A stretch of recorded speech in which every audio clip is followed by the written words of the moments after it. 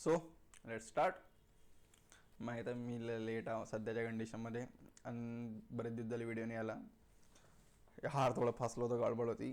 सगळं तयार होतं, फक्त व्हिडिओ अपलोड नाही होऊ राहिली ती, बाकी काही गोष्ट नव्हतं. सो ऐकून घ्या गोष्ट. विषय असा आहे, आता जी सेकंड मॅच झाली ती त्या मॅचवर बोलायचं. एक व्हिडिओ काढला होता मी, त्याचा मला दुसरा व्हिडिओ काढायचा ते राहून गेलता. अजूनही त्याच्या मनात खूप काही पराक्रम झाले ते त्या एवढ्या ड्युरेशन्समध्ये, आता गॅपमध्ये. तर तेही बोलणारे झाले, तेही बोलून घेऊ आपण. म्हणजे जिल्लत आणि बर्बादी झाली या ड्युरेशनमध्ये असं मला वाटलं. BBLमध्ये एवढे खतरनाक एवढे अँटिक मुवमेंट होऊ राहिली ती की असं पाहून असं हसा वाटू राहिलं, तर थुका वाटू राहिलं, तर लानत वाटू राहिली ती. जिल्लत म्हणतो त्याला, डिसरिस्पेक्ट साध्या भाषेमध्ये. त्याचा अर्थ समजत नाही म्हणून मी जिल्लत आणि लानत म्हणून राहिलो साध्या भाषेत. एवढी स्टीवन स्मिथ टेस्ट खेळून आला. T20मध्ये 40-45 बॉलमध्ये त्याने सेंचुरी मारली. समोर भाऊ आपले 25-26 करून राहिले. दी गोट, दी किंग अवे और आता तर सोडून द्या, म्हणणं. आता तर घंटे का किंग बना भाई साहब. आता नाही बनल कोणी. आता बिलकुल कोणी किंग कांग कोणी नाही करण. बिलकुल नाही. चुपचाप ना राहीन सगळेजण. आणि दुसरी गोष्ट अशी की मोहम्मद रिजवान, ते त्याच्यातून तर चालू झाला तो गेम सगळा. मोहम्मद रिजवानपासून चालू असं झालं की माहीत आहे काय, रिजवान करू राहिला तर 25-26. ते त्यांचं सारखंच आहे, ते 20वर 22, 25वर 26, 21वर 22, 23. ते हे त्यांचं सारखाच रुटीन आहे, तो डेली रुटीन. तर तो करू राहिला. तर मग लास्टच्या 2 ओव्हर बाकी होते, त्यानं त्याच्या कॅप्टननं, म्हणजे त्या टीमच्या कॅप्टननं रिजवानले बोलवलं वापस की आओ जाओ, बहुत हो गया तुमने, बहुत जोहर दिखा दिए, अब तुम वापस आ जाओ, हम देख लेंगे तुम्हारा क्या है. तो वापस आला रिजवान. आणि मग त्यानंतर त्याचं बयान काय ते माहिती आहे का, त्या मुवमेंटवर नाही पण त्याच्या 1-2 दिवसा पहिले की 1-2 दिवसानंतर, की बा परफॉर्मन्स करणं माझ्या हातात आहे, सिलेक्शन करणं नाही करणं हे पाकिस्तानी टीमच्या हातात आहे. T20च्या. अबे तू 25-26 करून गेला, तुला रिटायर हर्ट करून आऊट म्हणजे वापस बोललं की बा तेवढे बॉल दुसरं कोणी खेळलं तर काही इम्पॅक्ट टाका त्याच्यावर. आणि तुला तरीही आता ही अपेक्षा आहे की तुम्हाला जागा पाहिजे T20 टीममध्ये तुमच्या टीमच्या. मी मजाक नाही करत. जर असे प्लेयर, थँक गॉड आपल्यापाशी असे प्लेयर नाही आहे. आपल्या इथं अशी सिक्की चालत नाही. जो टॅलेंट आहे तो येते. हा ठीक आहे. आता नवीन होऊ राहिलं काही वेगळं फेवरेटिझम वगैरे वगैरे. पण पहिले तर असं नव्हतं काही, असा एवढा काही विषय नव्हता. एवढी जिल्लत भेटली आणि तरीही तुम्हाला अपेक्षा आहे तुम्ही तुमचे T20 फॉर्मॅट तुम्ही खेळणार, तो इंटरनॅशनल लेवलचं, आणि ते T20 वर्ल्ड कप खेळायचं आहे. आणि त्याच्यात तुमचे बयान काय येतात की मला प्लेअर ऑफ द टुर्नामेंट व्हायचं आहे, हायेस्ट रन गेटर व्हायचं आहे T20मध्ये या वर्ल्ड कपच्या. म्हणजे तुम्ही बजेटच्या बाहेर नाही उरले असं नाही वाटत का तुम्हाला? थोडं तर माणुसकीच्या नात्यानं खरं बोलून टाका. थोडं, अरे जाऊ द्या खरंही नका बोलू, पण स्वतःला तर माहीत असू दे की बा खरं काय की बा नाही, हा जिल्लत बरा फॉर्मॅट आपल्याच्यानं आता नाही होऊ राहिला, आपण सोडून द्यायला पाहिजे. छोड दो. नाही ऐका तर बाबर आझम आणि रिजवान कसे यार हे टीममध्ये असायला पाहिजे यार. नाही, मनापासून इच्छा आहे हे टीममध्ये असायला पाहिजे. हे टीममध्ये असले तर फायदा आपला आहे भाई, फायदा आपला आहे. तो मारम 50 रन 50 बॉलवर, कोणाचा फायदा आहे? हे तर रन कोणी देऊन देते यार. 50 बॉलवर जर 50 रन कोणी मारत असेल तर मग कोणीही खुशी देऊन द्यायला तयार. आणि ते एक नाही आहे, 2 आहे. आणि तुम्हाला माहीत आहे त्यांनी जर समजा बॅकफुटवर टाकायचं आहे तर त्यांची फक्त एक कॅच सोडून द्यायची.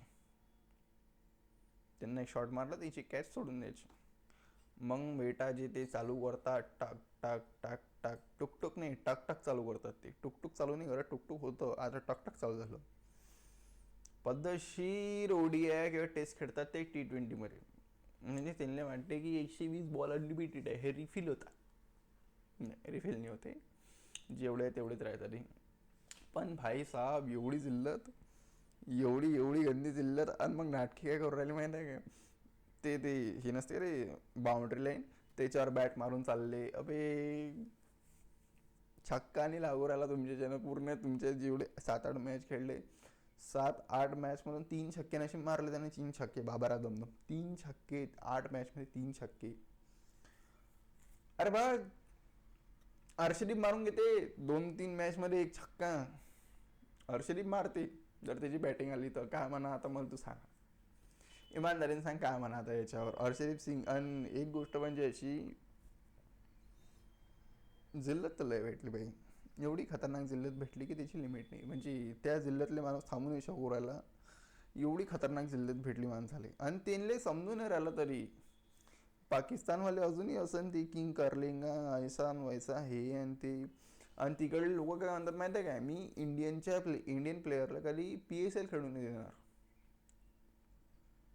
इंडियन प्लेयरला कधी PSL खेळून नाही देणार.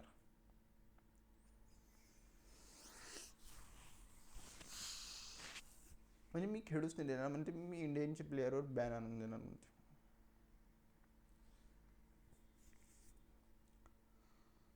म्हणजे आता याच्यावर मी काय बोलू, म्हणजे याच्यावर मी रिप्लाय देऊ, यांचा कचरा करू, यांना थुकू यांच्यावर आणि चालला जाऊ. म्हणजे मी काय करू, मला समजून राहिली ही गोष्ट. आणि मार्कस स्टॉयनिस तो वेगळा हात धुवून लागेला मांग. मार्कस स्टॉयनिस एवढा खतरनाक हात धुवून लागेला मांग बाबर आझमच्या. तो म्हणते मी क्रिकेटची रिस्पेक्ट करतो, म्हणते जो चांगला आहे त्याच्यात त्यानं क्रिकेटमध्ये काही उखाडलं अशी मी त्याची रिस्पेक्ट करतो. मी इन्फ्लुएन्सर वगैरे कोणाची रिस्पेक्ट नाही करत, ते मी घंटा ठेवत नाही ना, मी त्यांना हुंकतो. आणि काही आलते म्हणते माझ्या म्हणजे कमेंट बॉक्समध्ये इंस्टाग्रामच्या पोस्ट खाली वाचवत करायला, तर घंटा फरक नाही पडत. म्हणजे तुम्हाला जे करायचं ते करून घ्या. तो मार्कस स्टॉयनिस आहे भाई. अबे का बोला यार तू आले आता किती, म्हणजे नाही मला खराब बोलायचं आहे, फक्त मला असं म्हणणं आहे. पण एवढा कचरा जे झालेला आहे तुमचा, भयंकर लेवलचा झाला आहे. एवढा खतरनाक कचरा मी नाही पाहिला कोणाचा. इंटरनॅशनल लेवलचा कचरा झाला. इंटरनॅशनल, नॅशनल नाही, नॅशनल. पूर्ण फक्त भाई तुमचा आता म्हणजे कपडे तर तुमचे उतरले एवढा तुम्ही सांगू राहिलो. ते तुम्हाला डबल तर नाही बोलू राहिले. आणि तुम्हाला माहिती आहे काय त्यानं काय होऊ राहिलं, व्ह्युअरशिप त्यांची वाढवली. नाही नाही, रिॲलिटी आहे भाई, रिॲलिटी. व्ह्युअरशिप वाढवली त्यांची. आणि ते काहून माहीत नाही काय. आता मला तुम्ही गोष्ट सांगा, BBL मी जिंदगीत नाव नव्हतं ऐकलं, इमानदारीने नव्हतं ऐकलं. म्हणजे की बा हे का असते तो. आता मला BBL नावही माहीत आहे, त्याच्यातली एक टीम आहे सिडनी सिक्स तेही माहीत आहे, त्याच्यात काय जोहर बिखेरू राहिले सगळं झालं मला तेही माहीत आहे. त्यांचा मोटिव्ह तर पूर्ण झाला ना. हा ते वेगळी गोष्ट आहे की जिल्लत पडू राहिली टीमवर. पण भाई साहेब नाही नाही, पाहू तर राहिले लोक, ट्रोल करू राहिले पण पाहू तर राहिले. म्हणजे असं होऊ राहिलं ते की बा 15 लोक येऊन मारून चालले गेले आणि तो म्हणून राहिला मार खाणारा की नाही नाही भेटून तर गेले, कमीत कमी माझ्याशी बोलून तर गेले. काय म्हणा आता मग दुसरा.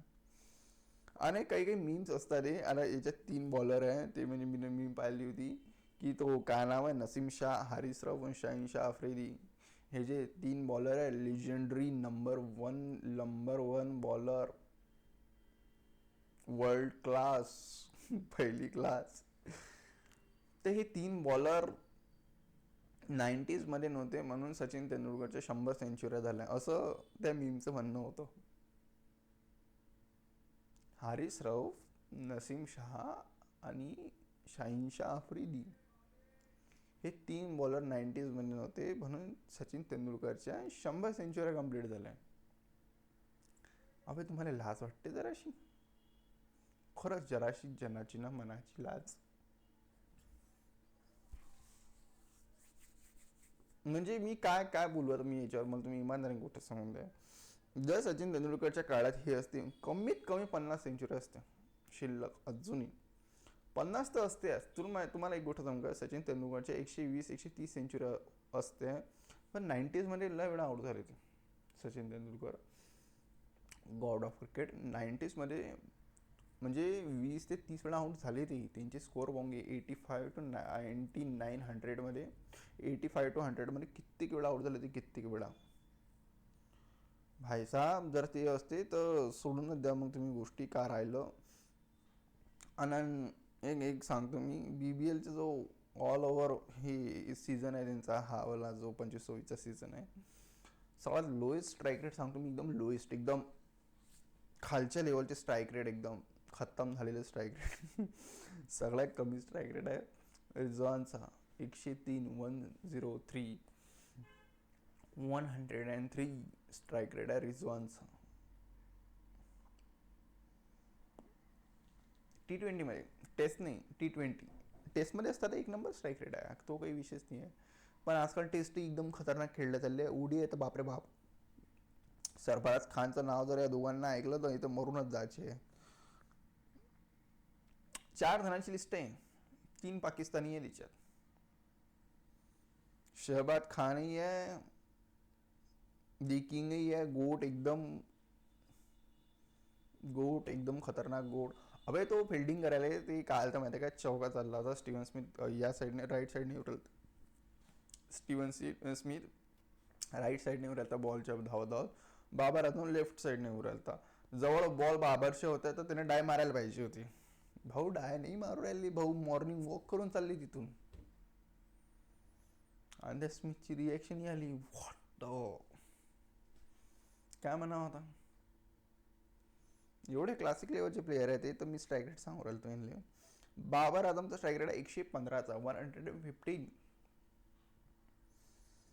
शहबाज खानचा आहे 125चा. नाही पण 125, बापरे बाप, खूप आहे, खूपच झाले हा 125चा स्ट्राईक रेट. तर एवढे स्ट्राईक रेट म्हणजे खूपच झाले यार. यांचा जो हा आहे ओपनर पाकिस्तानी टीमचा, सरफराज खान, अरे तो डॉक्युमेंटरीवाला यार, नाव नाही लक्षात राहत, पण डॉक्युमेंटरी भेटलं तर बरोबर लक्षात राहायचे सगळ्यांचे.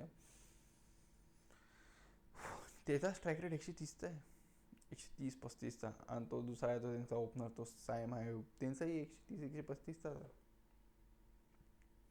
आणि त्यानं आणून घेतलं होतं त्यांचा अभिषेक शर्मा, जयस्वाल सब आणून घेतले होते त्यांना. त्याच्यात सगळं पाहून घेतलं होतं त्यांना, त्यांचं फ्युचर पाहून घेतलं. एशिया कपमध्ये अर्शदीपची जास्त रन असन सायमापेक्षा. अर्शदीपचे जाऊ द्या, बाकी कोणता टेलेंटर पकडून घ्या, त्याची जास्त रन असन. काय म्हणा आता. आणि एक करिश्मा सांगायचा आम्हाला, तुम्हाला एवढा दिवसाचा करिश्मा सांगितला नाही मी, मला सांगायचा होता. एक प्लेयर आहे जो 1847 पासून क्रिकेट खेळू राहिला. 1847 पासून क्रिकेट खेळू राहिला. इफ्तिकार अहमद नाव आहे त्याचं. हा माणूस स्वतःला 30 वर्षाचा नौजवान युवा समजून राहिला, हाय तो समजून राहिला. भाई साहेब, एजचे कोठाडी एवढे नका करतात, जो एवढ्या लेवलची एजचे कोठाडी मॅक्झिमम एवढा नसते ना यार, एवढा नसते. कसं आहे माहिती आहे का, जरासं लिमिटमध्ये करावं माणसानं, थोडंसं लिमिटमध्ये करावं. तर तो 1847 पासून क्रिकेट खेळू राहिला. भाऊच्या चेहऱ्यावरून समजू राहिलं की भाऊ 1800-1700च्या काळातले. म्हणजे ज्यावेळेस पिरॅमिड बांधून राहिले त्यावेळेस भाऊ होते तिकडले मजदूर, हे दिसू राहिलं आपल्याला. पण भाऊ म्हणतात मी 30 वर्षाचा. ठीक आहे. आणि भाऊची एक खासियत आहे ना तुम्हाला क्रिकेटची. मी सांगतो खासियत अशी आहे की भाऊला पिच रिडिंगचा शॉक आहे. आणि पिच रिडिंग तेवढी एवढी ॲक्युरेसीनं करतात, की पिच क्रिएटर थंडा पडून जाईल 2 मिनटं आधी, की हे वा एवढी कशी काय ॲक्युरेट मोजली तिने पिच. तर एवढा खतरनाक तो पिच रीडर आहे. कोण? इफ्तिकार अहमद. इंडिया वर्सेस पाकिस्तानची मॅच 2024ची T20 वर्ल्ड कपची मॅच, ज्याच्यात पाकिस्तान आणि इंडिया 120वर ऑल आउट झालता, 119 रनावर आउट झालता. आणि पाकिस्तानला टार्गेट होतं कितीचं, 120चं. त्याच्यातही भाऊनं पिच रिडिंग केली ती. भाऊ म्हणे 1 नंबर पिच आहे म्हणे, अशी तसं. आणि काय बढिया पिच आहे म्हणे, बहुत बढिया. तर याच्यात मजा येईल म्हणे खेळायला, असं तसं. तर मग काय झालं माहिती आहे काय, भाऊ कोणत्या बॉलवर आउट झाली असं काय वाटतं? फुल टॉस. ज्याच्यात पिचचं कामच नाही आहे, भाऊ त्या बॉलवर आउट झाली. त्या बॉलवर भाऊ आउट झाली म्हणजे विचार करा तुम्ही. पिचची चूक कशी काय सांगू राहिले, ते जाऊ दे, त्या मॅचचं जाऊ दे. भोका तू मला सांग, तू कसा आउट झाला इमानदारीने सांगून दे मला तू. ते पिच असं डिफिकल्ट असं पिच, एवढी खतरनाक रँक टर्नर पिच आहे ते, एकदम खतरनाक. बॉल पडल्यावर डायरेक्ट स्लिपमध्ये चालला. तू ते सोडून दे, तुला तर फुल टॉस भेटला होता ना, तू कसा आउट झाला मला तेवढं सांगून दे. तो ते नाही म्हणून राहिला, तो म्हणून राहिला पिच पिचला डिफिकल्ट आहे. आणि सगळं त्यांना विसरून गेले की भाऊ रँक भाऊ येणं आउट झालते, फुल टॉसनं आउट झालते. काय म्हणा आता, भाऊ भाऊ काय यार, भाऊ तो काय काय म्हणा यार आता. ते जाऊ दे आता इफ्तिकार अहमदचं. पण एक गोष्ट सांगतो, जर BBL मध्ये रन पाहिजे असं, या आयडिया देऊ राहिलो मी, ही आयडिया आहे. BBL मध्ये जर रन पाहिजे असं, कीप इट सिम्पल. पहिली दोन गोष्टी करावं लागते. एक तर पिच फट्ट्या बनवावं लागतात, हे पाकिस्तानमध्ये असतात. एकदम प्लेन पिच पाहिजे, एकदम प्लेन पिच. प्लेनवरून आठवण आलं की बाबर आझमचा एक नवीन इंटरव्ह्यू आला आणि त्याच्यात त्यानं एक नवीन शब्दाचा इजाहात केला, मोमोज विथ मोमोज. मी तर विसरलो होतो, हे मला तर आता आठवत आलं ही गोष्ट. ते मोमेंट बनायचं असेल त्याला किंवा मूव बनायची असेल, पण तो न भाऊ न म्हटलं विथ नाही नाही मोमोज.